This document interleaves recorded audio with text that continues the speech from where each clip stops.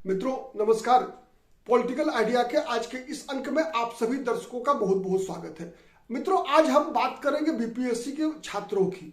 आज हम बात करेंगे बीपीएससी के छात्रों के जो आंदोलन चल रही है, उनका मांग है कि बीपीएससी की जो परीक्षा हुई थी उस परीक्षा को रद्द किया जाए। साथ ही साथ हम बात करेंगे प्रशांत किशोर की रणनीति की, क्योंकि आपको पता है कि 18 दिसंबर से ये जो छात्रों का आंदोलन शुरुआत हुआ, बीपीएससी की तैयारी करने वाले जो प्रतियोगी विद्यार्थी है उनका जो आंदोलन शुरुआत हुई, आज तक वो आंदोलन चल रहा है और सरकार के कानों पर जू तक नहीं रेंग रही है। मुख्यमंत्री एक तरह से कह सकते हैं कि अंधेर नगरी चौपट राजा की तरह वो कान में तेल डालकर सोए हुए हैं। ठीक है, बिहार लोक सेवा आयोग इन छात्रों को सुनने को तैयार नहीं है। इस बीच में अगर हम देखेंगे तो एक नई पॉलिटिकल पार्टी जनसुराज के जो सुप्रीमो है प्रशांत किशोर, आपको याद होगा पिछले महीने प्रशांत किशोर ने लंबा आंदोलन चलाया बीपीएससी छात्रों के मांगों के समर्थन में। साथ साथ इस आंदोलन के मांगों के समर्थन में आंदोलन करने के दौरान वो आमरण अनशन पर भी बैठे। बाद में आमरण अनशन उनका तोड़वाया गया, उनको वेदांता अस्पताल में भर्ती किया गया। उसके बाद प्रशांत किशोर ने अपना अनशन तोड़ा, ये कहते हुए कोई तर्कहीन एक तरह से कंक्लूजन पर पहुंचा। वो कोई स्पष्ट उनकी जितने भी मांगे थी, कोई भी मांगे मानी नहीं गई। एक बहाना लेकर वो इस आंदोलन से अपने आप को साइड कर लिए। लेकिन उनके साइड होते ही अब आप देखेंगे कि दूसरी धारा के लोग इस आंदोलन का नेतृत्व करने के लिए आगे सामने। अब इस आंदोलन वैसे इन लोगों की ने ही इस आंदोलन की शुरुआत कराई थी। मैं दो नाम बता रहा हूं आपको, ठीक है, तीसरे चौथे नाम भी आए इसमें, लेकिन दो नाम प्रमुखता से है। एक है खान सर का, ठीक है। खान सर आपको पता है कि खान ग्लोबल जो जीएस के शिक्षक है और उसके डायरेक्टर है। साथ साथ रहमान सर है। इसके अलावा रामांशु सर, कई और टीचर्स हैं जो इस आंदोलन का अब नेतृत्व कर रहे हैं। मतलब ये शिक्षक कम और कोचिंग के एक तरह से कोचिंग चलाने वाले संचालक ज्यादा दिखते हैं। अब समझने का प्रयास आज हम करेंगे कि इसमें इनका क्या फायदा है, इन लोगों का फायदा क्या है, खान सर का फायदा क्या है, रहमान सर का फायदा क्या है, और प्रशांत किशोर क्यों साइड हो गए इस आंदोलन से। इस बात को समझने का अगर हम प्रयास करें, अगर एक राजनीतिक कोण से, तो सबसे पहले ये स्पष्ट आपको पता होगा कि जिस दिन जनसुराज की, आप एक तरह से होता क्या है ना कि राजनीति में क्रोनोलॉजी सबसे महत्वपूर्ण होता है। क्रोनोलॉजी मीन्स आपको याद होगा प्रशांत किशोर जिस दिन जनसुराज की घोषणा कर रहे थे, जनसुराज के राजनीतिक दल के रूप में घोषणा कर रहे थे 2 अक्टूबर को। आपको याद होगा 2 अक्टूबर के दिन, 2 दिन पहले से काफी ज्यादा जनसुराज की तरफ से यह बयान आ रहा था कि इस पार्टी के अंदर Rahman sir, Khan sir, Ramanshu sir जैसे लोग भी शामिल होने वाले हैं। अब बताइए, अब एक चीज सबसे पहले आपके ध्यान में यह बात भी आता होगा कि जिस काम को प्रशांत किशोर ने छोड़ा, उसी काम को अब खान सर और रहमान सर ने उस काम को अपने हाथों में ले लिया है। अब समझना पड़ेगा कि इस आंदोलन में इन लोगों की, ठीक है, बीपीएससी की तैयारी करने वाले छात्रों का मुद्दा कितना जायज है, इस बात से कहीं कोई दो मत नहीं है। लगातार एक तरह से कह सकते हैं कि जो बिहार में जितने भी प्रतियोगिता की परीक्षाएं होती हैं, हर प्रतियोगिता की परीक्षाओं का क्वेश्चन पेपर लगभग आउट होता है। इस बात में कहीं कोई दो मत नहीं है। इस बात में भी कोई दो मत नहीं है कि बिहार के छात्रों को आंदोलन चलाने का अधिकार है और इस आंदोलन को निश्चित रूप से कोई तार्किक परिणति पर पहुंचाना चाहिए इस बार। क्योंकि जितने भी, मैंने पहले कहा कि अधिकतर प्रतियोगिता परीक्षाएं की क्वेश्चन पेपर्स आउट होते हैं, और आउट करने वाली जो ग्रुप है, अगर उस पर अगर आप ध्यान देंगे तो कुछ निश्चित लोग हैं इसके पीछे। ठीक है, कौन लोग हैं ये नहीं पता मुझे, लेकिन इतना तय है कि सबका संबंध कहीं ना कहीं नालंदा जिला से जरूर जुड़ा होता है। ठीक है, चाहे वो रंजीत डॉन से लेकर आज सुजीत मुखिया तक की अगर हम एक सीक्वेंस को देखें अगर, तो कुछ बातें स्पष्ट रूप से साबित होती है कि नालंदा की इसमें क्या भूमिका है और क्या वो उस भूमिका में सत्ता का संरक्षण भी है, बिहार में सरकार का संरक्षण भी है या नहीं है, इसकी जांच तो होनी ही चाहिए। इस बात में कहीं कोई दो मत नहीं है।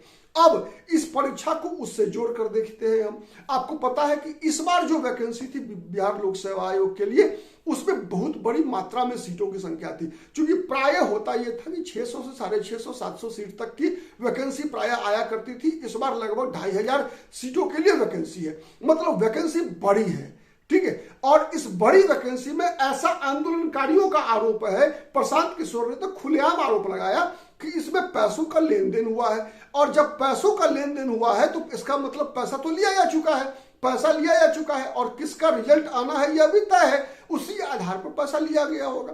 तो किसी भी कीमत पर सरकार इस आंदोलनकारियों के मांगों को मानेगी, इस बात में शक पैदा होता है, ठीक है। और इस बात से भी शक पैदा होता है कि इतने बड़े आंदोलन के दौरान हमने देखा कि न तो बिहार लोक सेवा आयोग के अध्यक्ष का कोई बयान आता है, ठीक है, बिहार लोक सेवा आयोग के कुछ कर्मचारियों और कुछ अधिकारियों का बयान आता है, लेकिन बिहार लोक सेवा आयोग के अध्यक्ष का कोई बयान नहीं आता है, सरकार की तरफ से कोई बयान नहीं आता है, जनता दल यू की तरफ से कोई बयान नहीं आता। हाँ, भारतीय जनता पार्टी के कुछ नेताओं का बयान आता है, विशेष रूप से सम्राट चौधरी का, और भारतीय जनता पार्टी के प्रदेश अध्यक्ष दिलीप जायसवाल का बयान आता है ये जरूर कि आप सबूत लेकर आइए, हम कार्रवाई करेंगे। अब तो खान सर जो है कुछ दिनों से सबूत भी दिखा रहे हैं, वो तो स्पष्ट मीडिया को में बता रहे हैं कि भाई हमारे पास सबूत है, आप सबूत लेकर जाइए और फिर उस पर कार्रवाई कीजिए, इसकी जांच कीजिए, लेकिन कोई सबूत उनसे लेने को तैयार नहीं है। तो अब क्या ऐसा तो नहीं है कि ये सब कुछ जो है धींगा मुस्ती जितना भी चल रहा है ये सब आपसी मिली भगत है? इस आपसी मिली भगत में एक दो चीजें ध्यान में आती है। एक दो चीजें ध्यान में ये आती है कि मान लीजिए ये परीक्षा कैंसिल हो जाती है, सबसे ज्यादा फायदा किसको होगा? सबसे ज्यादा फायदा किन्हें होगा? अगर ये परीक्षा को कैंसिल किया जाए और दोबारा इसकी परीक्षा हो तो सबसे ज्यादा फायदा तो निश्चित रूप से उन्हीं लोगों को होगा जो कि सिविल सेवा की तैयारी कराने वाले लोग हैं, प्रतियोगिता परीक्षा की तैयारी कराने वाले लोग हैं। अब प्रतियोगिता परीक्षा की तैयारी कराने वालों में अगर हम पटना की बात करें अगर, तो सबसे बड़ा 3 नाम तो निश्चित रूप से है, ठीक है। ये 3 नाम कौन कौन है? तो ये खान सर है, रहमान सर है, रामांशु सर है, ऐसे लोगों का नाम तो आता है। अगर ये परीक्षा रद्द हो गया और दोबारा परीक्षा रद्द होगा, दोबारा नोटिफिकेशन आएगा, तो फिर लोग दोबारा जितने भी परीक्षार्थी हैं वो निश्चित रूप से कोई ना कोई छोटा मोटा कोर्स, जो इसे क्रैश कोर्स वगैरह कहते हैं, इस तरह का कोई कोर्स करेंगे अगर, तो फिर पैसा कहाँ जाएगा? पैसा तो इन्हीं कोचिंग चलाने वाले संचालकों के पास जाएगा। तो एक तो उनका आर्थिक हित दिखता है, दूसरा परीक्षा नहीं रद्द करने की जिद पर अरे बिहार लोक सेवा आयोग के अधिकारी और बिहार सरकार के मुखिया का मकसद अगर समझ में आए कि ये लोग कान में तेल डालकर क्यों सोए हुए हैं, कोई नोटिस नहीं ले रहे हैं छात्रों के आंदोलन का, तो उसके पीछे भी बातें समझ में आती है जो प्रशांत किशोर ने कहा, ठीक है। तीसरी बातें एक और समझ में आती है कि इस आंदोलन के माध्यम से क्या आने वाले दिनों में खान सर और रहमान सर जैसे लोगों की कोई राजनीतिक महत्वाकांक्षा भी है क्या ये लोग, ऐसा तो नहीं है कि प्रशांत किशोर के साथ आंतरिक मिलीभगत के आधार पर ही इस प्रकार के आंदोलन में इन लोगों की सक्रियता है कि छात्र आंदोलन के बहाने बिहार में सरकार के खिलाफ एक ऐसा माहौल बनाया जाए जिस माहौल का फायदा जब चुनाव का समय आएगा तो चुनाव से 2 महीना पहले 1 महीना पहले ये सभी लोग जनसुराज में शामिल होकर बिहार में एक नया चुनावी नैरेटिव तैयार करने का प्रयास करेंगे। तो इस एंगल से भी इस मामले में बातें समझ में आती है। लेकिन अंततोगत्वा अगर देखा जाए तो बिहार के जो विद्यार्थी हैं, जो प्रतियोगिता परीक्षा की तैयारी करने वाले छात्र हैं, जो बीपीएससी की तैयारी में अपने जीवन का क्षण क्षण झोंक देने वाला विद्यार्थी समुदाय है, वो तो बलि का बकरा बन रहा है। तो आज आवश्यकता इन बातों की है कि सरकार के स्तर पर और प्रशासन के स्तर पर, राजनीतिक दलों के स्तर पर इस आंदोलन में हस्तक्षेप क्यों नहीं किया जाता। सवाल एक और है, ठीक है, ये तो बातें हमने सत्ता पक्ष की समझी, लेकिन विपक्ष क्यों चुप है? विपक्ष इस बात की मांग क्यों नहीं करता कि भाई कम से कम जांच तो कराइए, जांच कराकर दूध का दूध और पानी का पानी कर दीजिए। तेजस्वी यादव क्यों चुप है? कांग्रेस पार्टी क्यों चुप है? दोनों कम्युनिस्ट पार्टियां क्यों चुप है? भाकपा माले क्यों चुप है? शुरुआत के दिनों में आपको याद है कि जब प्रशांत किशोर धरना पर बैठे थे, अनशन पर बैठे थे, तो उस दौरान जो है सीपीआईएमएल की जो छात्र विंग थी वो कुछ हद तक सक्रिय थी, तो क्या वो सक्रियता केवल खाना पूर्ति थी, केवल वो फेस सेविंग थी? तो इन सब बातों का जवाब बिहार के छात्रों को सावधानी पूर्वक सरकार से और इन राजनीतिक दलों के रहनुमाओं से और ये कोचिंग चलाने वाले संचालकों से, तीनों पर पैनी नजर रखने की आवश्यकता है, जिससे कि आने वाले दिनों में बिहार का विद्यार्थी ठगा न जाए। और जितने भी राजनीतिक दल हैं सबको अपना स्टैंड क्लियर तो करना ही चाहिए कि उनकी क्या मंशा है। कहीं ऐसा तो नहीं है कि ये जितने भी प्रतियोगिता परीक्षा की तैयारी, प्रतियोगिता परीक्षा के क्वेश्चन पेपर्स को आउट कराने वाले जो गैंग हैं, ऐसा तो नहीं कि हर राजनीतिक दल के संपर्क में है और हर राजनीतिक दल के मांगों को पूरा करती है, जिस कारण से सभी लोग चुप्पी लगाए बैठे हैं।